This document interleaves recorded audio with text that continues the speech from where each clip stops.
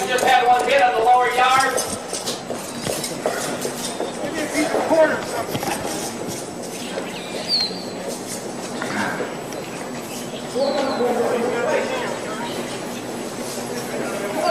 Fred, get some sticks here. All right. Blackjack, you want? Oh, we just had a couple hit on the lower yard, two on the ground. Two hit, we got one on sale, I think. All right. It's going nuts. There was a Pearl Harbor type attack on black inmates by some Chicano inmates, and right now the situation is so tense that I don't think there's any way we can safely release the general population. The only way we're going to keep peace among them is just not allow them the opportunity to get at one another. We know the Mafia, was involved, we know the Mafia initiated the action, but... You mean the Mexican? Mexican Mafia, yeah. See, they've been... Thank you. They and the blacks have been at odds because of a stabbing that happened last week, you see. And they've been talking about it, trying to... The different leaders have been talking, trying to kind of quiet it down, supposedly, So evidently, the Mexican Mafia decided that they were going to get down first, What's up, everybody, and welcome to another episode. Hit the like button, subscribe to my channel, and share the video. Hit the join button and become a member. Why? Well, members, get exclusive content. Hit the bell icon on my channel so that you will receive a notification every time that I drop a video, and you can go and check the video out and leave a comment. Let's get into it. Well, this transpired in San Quentin State Prison way back in 1974. A war between the BGF and the Mexican Mafia. You just saw a clip of the bloodshed that transpired on one bloody day. In fact, the person that you saw being carried off did not survive his attack. What happened? Well, on December 8th of 1974, a BGF member was hit by the Mexican Mafia. He was hit twice in the back and once in the shoulder. Apparently, over a drug deal having gone bad. And the Mexican Mafia had told the BGF that this was just business as usual, that this had absolutely nothing to do with race, that anyone who had put themselves in this position over this deal would have received the same treatment. Anyone. It truly had nothing to do with his race. But the BGF and the black population, well, they wasn't really buying that. And they believed that it indeed had something to do with race, for one, and for two, that just out of respect, before putting steel and iron inside of our people, you should have came and let us know what the issue was. Perhaps these sort of incidents back in those days are why the politics have been refined and are the way they are now on these level 4 yards, such as when someone from a different race or even a different faction does something that transgresses against a rule or protocol. The proper protocol now is to go to the brass, the leadership. Let them know and give them a chance to handle the situation themselves, no matter what the infraction was. But in this case, they claimed that it was not about race, that the deal had gone bad, and that this had to happen. Well, the black population, they were not buying that. And they said that they were going to exact revenge. In fact, they had made this public, they had made this known, which was to me mistake number one, because there were a few mistakes made by the BGF and the black population as a whole, which is why, because I know about this story, I read about this story many years ago, and it permeated me and permeated my mind and my body and my soul. And it's part of the reason that I'm so keen on going on the offensive. You cannot wait around to be attacked. What were they waiting on? You'll know what I mean in a minute. And a few days later, on December 12th, after lunch, they had a little face-off there on the yard. The BGF and the Mexican Mafia. Again, the attack on the BGF, where he was hit in the back and the shoulder, happened on December 8th. So 4 days later, they had a face-off on the yard, and two leaders from each group, the BGF and the Mafia, came together on the yard, but the tensions were still high, and they thought that it was going to kick off. So the police started coming in from different places, and they announced on the loudspeaker, "Yard recall, lock it up," because they were trying to prevent the possibility of violence. They knew what had already just happened, that a BGF member had been hit. And in fact, to make things worse, at least in the minds of the black population, no one was apprehended for the attack on the BGF. No weapons were found, and no one went to the hole or anything of that sort for the incident. They just did it and got away with it. Speaking of which, I want you all to bear in mind that this is in 1974, and there in 1971, I spoke about Comrade George and what he did in unaliving multiple COs. And they hated him and they hated the BGF. When I say hate, I am not exaggerating or being facetious. What I'm doing is probably understating the fact.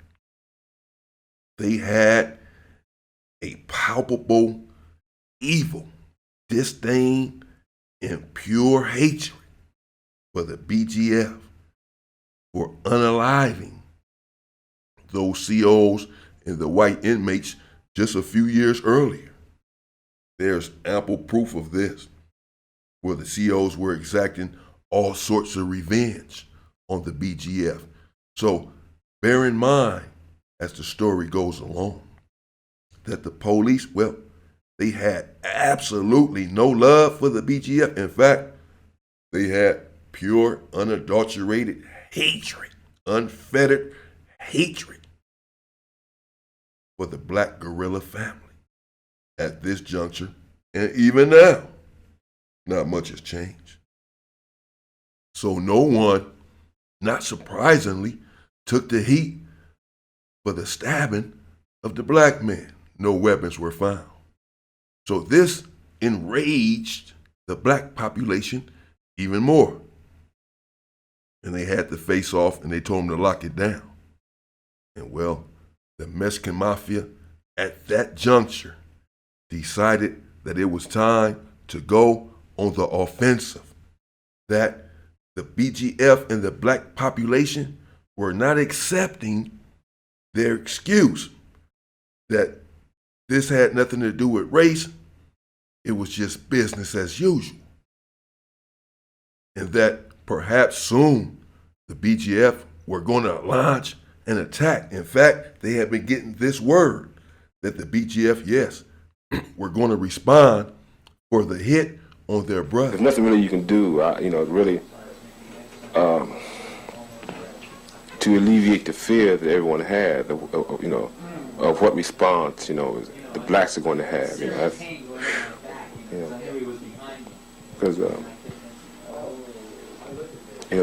two of them are dead, But instead of getting word, they should have just got the response. I don't know what the BGF, to this day, I don't know what they were waiting on.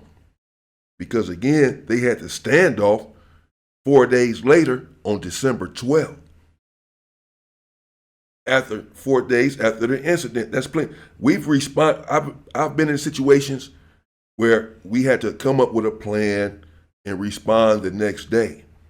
But I've also been in situations where we call all the blacks together and we respond right then and there within 15, 20 minutes.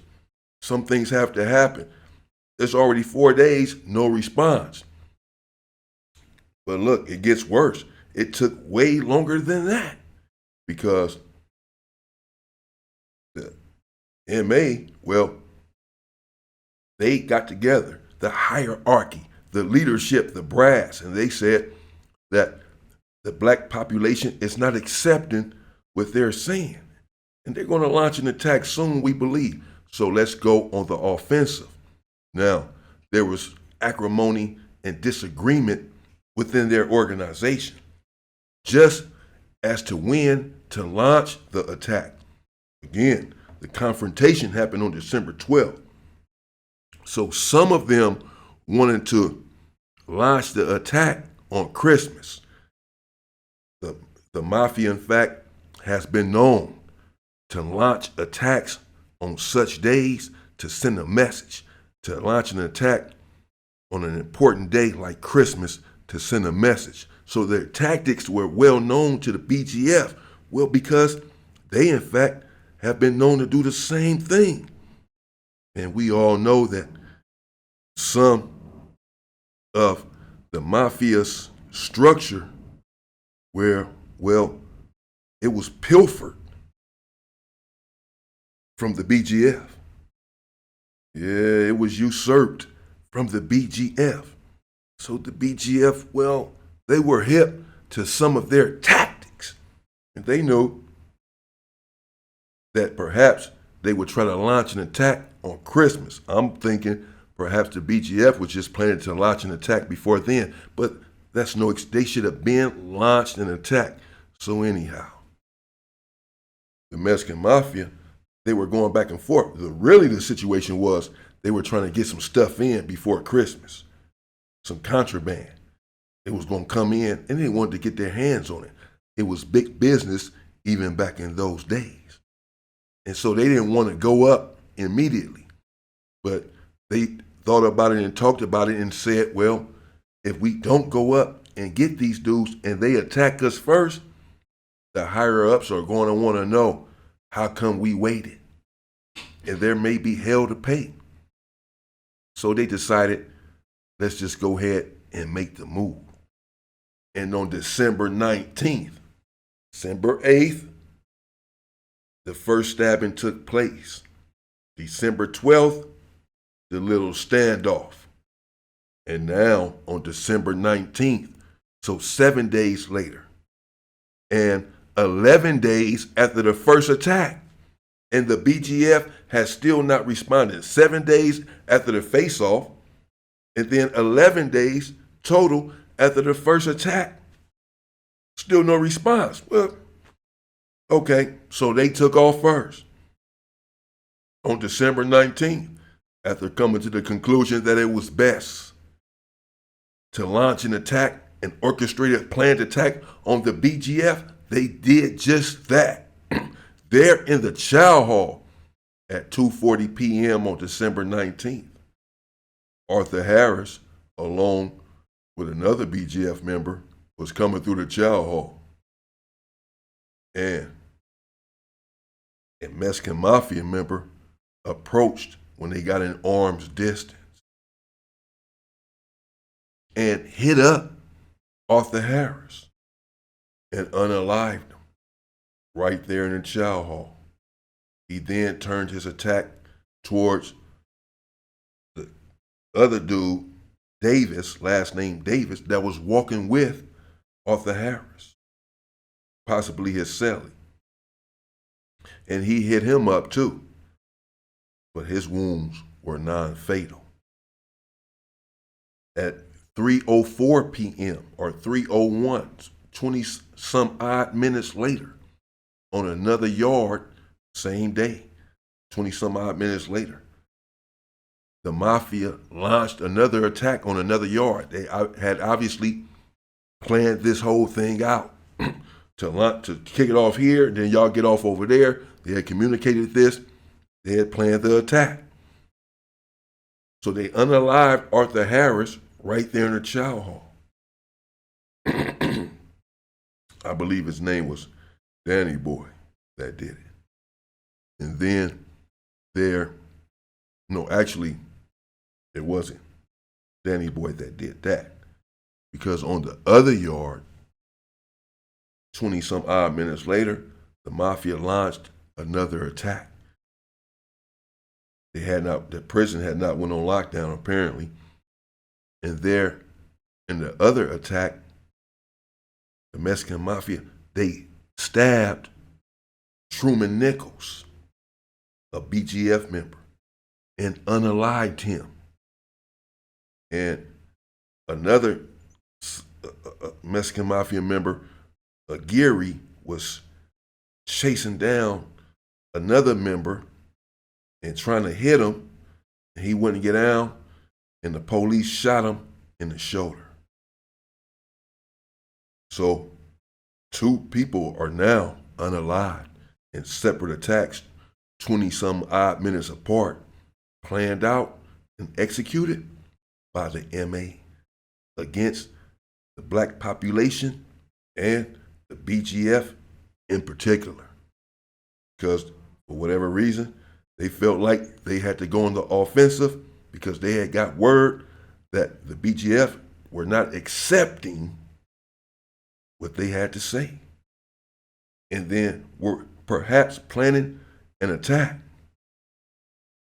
I don't know if they were or were not, because if they were, I don't know what the hell took so long. But it did take them some time. And they unalived 2 members. They went on the offensive and planned it out. And it was a bloody, vicious scene. How, when, and where did the BGF respond? Well, there was a response. The response took place in May 10th of 1975. Some 5 odd months later, after the Mafia had attacked the first BGF member over the deal going awry. And 5 months after the unaliving of their brothers, I'm assuming that perhaps they were on lockdown or whatever and could not do anything until that time. They had to come and taken all the BGF, the AB members, the Aryan Brotherhood, who was riding with the MA, and the MA off the yard and locked them down after the 2 unalivings to try to circumvent any response or any more violence. And 2 people were apprehended for the unalivings. but no prosecution ever happened. The reason is that there in San Quentin, they had 2 lockers for weapons.